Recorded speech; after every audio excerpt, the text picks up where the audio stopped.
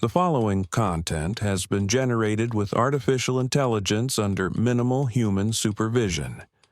The data presented may contain errors or inaccuracies. The opinions expressed in this content do not necessarily reflect the vision, position, or values of DigiAll. We recommend verifying critical information with additional sources before making decisions based on this content.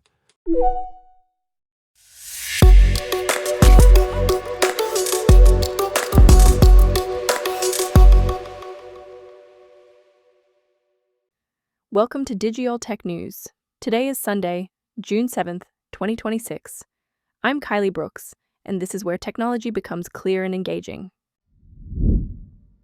The Trump administration is discussing ways for Americans to share in AI's upside, with OpenAI viewed as a possible candidate for a government equity stake. Sriram Krishnan, the White House Senior Policy Advisor on AI, says he will leave his role at the end of June. A new BlackRock thematic outlook argues the generative AI infrastructure boom is still early, and that compute shortages may be the bigger risk than overbuilding. The AI backlash is getting louder as public skepticism and data center opposition collide with Silicon Valley's still optimistic launch stage messaging. 11 Labs turned a Soho pop-up into a voice AI showroom, complete with robot cold brew, celebrity-style audiobooks, and an AI shopkeeper that haggled over merch. Let's start with the biggest governance question in AI right now. If frontier models create enormous economic value, should taxpayers get a direct share of that upside? President Donald Trump said Friday that he has spoken with AI companies about possible deals designed so that, in his words, the American people can benefit from AI's success. He did not name companies, but OpenAI is viewed as a prime candidate after CNBC reported active discussions about the administration taking an equity stake in the company. Bloomberg reporting adds that Sam Altman has privately floated the idea of government equity stakes in leading AI firms since at least early 2025. That matters because this would move the AI policy conversation beyond regulation and procurement into ownership. The immediate questions are practical and political. How big would a stake be? How would valuation be set? And what rights would come with it? For listeners, the key point is that Washington is no longer just asking how to control AI risk. It is also asking who participates in the upside. Now to the White House, where one of the administration's senior AI policy voices is preparing to step away. Sriram Krishnan announced on X that he will leave at the end of June, calling the work the privilege of a lifetime and saying he wants to help tackle large AI-related challenges facing America. He did not give a specific reason for the departure. The timing is notable because the administration has several AI tracks moving at once. Work on a national framework for regulating AI development, an executive order directing federal agencies to request leading developers to submit capable models for government cybersecurity tests, and the separate discussion about possible government stakes in AI firms. Add in security tensions around military uses of models, plus political pressure over data centers and energy needs, and you get a policy portfolio that is both technical and very public. The bigger issue is continuity. AI policy is moving too quickly to depend on one advisor, but experienced translators between Silicon Valley and government are still hard to replace. Here's the key context behind the AI build-out debate. The spending looks massive in company headlines, but BlackRock's Jay Jacobs argues it is still small compared with past infrastructure waves. US generative AI infrastructure spending is around 0.8% of GDP versus 4.5% for UK railroads in the 1860s, 2% for US electricity in the 1920s, and 1.5% during the 1990s telecom boom. The important difference in Jacobs' view is that AI demand is already monetizing, while token consumption grew 17 times in the prior year, and major LLM providers' capital spending still cannot keep up. In practical terms, the risk shifts from too many data centers to not enough compute for the most powerful models. The outlook also points to agentic AI workloads that can raise data processing intensity by up to 1,000 times, and to a broader infrastructure cycle spanning power, data centers, semiconductors, data layers, models, and applications.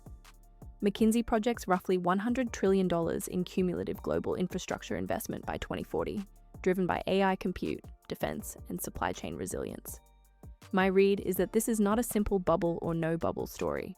The hard question is whether investors, utilities, chip makers, and governments can build capacity fast enough without repeating the overcapacity mistakes of earlier booms. The AI mood is changing, and not because the technology suddenly stopped improving.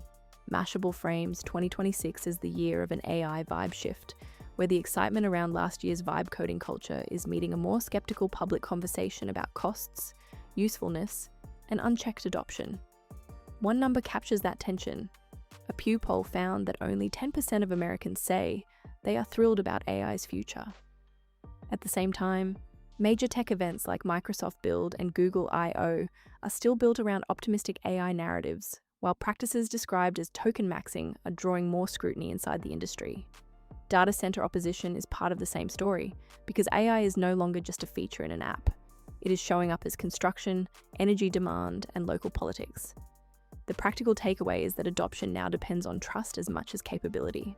Companies can ship impressive demos, but if users and communities feel steamrolled, the social permission to scale AI gets harder to maintain. And finally, 11 Labs used New York Tech Week to make voice AI feel less abstract, with a Soho pop-up that was part demo lab and part retail theater. The most playful piece was Adam, a coffee robot that managed to grab cups, add ice, and pour cold brew, but still needed human help when almond milk short-circuited the order. Then there was an AI shopkeeper trained to haggle over merch, including $27 baseball caps. Business Insider's Henry Chandonnet offered $15, argued about cheaper street alternatives, got the price down to $24, and still walked away. Around that, 11 Labs showed AI audiobook narrators using celebrity voices including Michael Caine, Albert Einstein, Judy Garland, and Maya Angelou reading Pride and Prejudice, plus an AI photo tool and a phone booth for calling an AI agent that discussed uses like TV broadcast translation. Sam Sklar described the goal as physically manifesting the company's audio products. Show, not tell. Here is what I find most useful about the demo. The robot and haggling were memorable, but the translation use case sounds closer to a real customer problem. The pop-up made AI voice feel approachable. It also showed how quickly novelty has to turn into reliability. Today's through line is that AI is becoming institutional. Governments are considering ownership, policy teams are managing security and infrastructure questions, investors are measuring compute demand, the public is pushing back, and companies like 11 Labs are trying to turn voice models into experiences people can actually understand. The next phase is not just about smarter systems, it is about who pays, who benefits, and who trusts the deployment. Thank you for staying informed with Digital Tech News. We'll be back with more updates as they develop.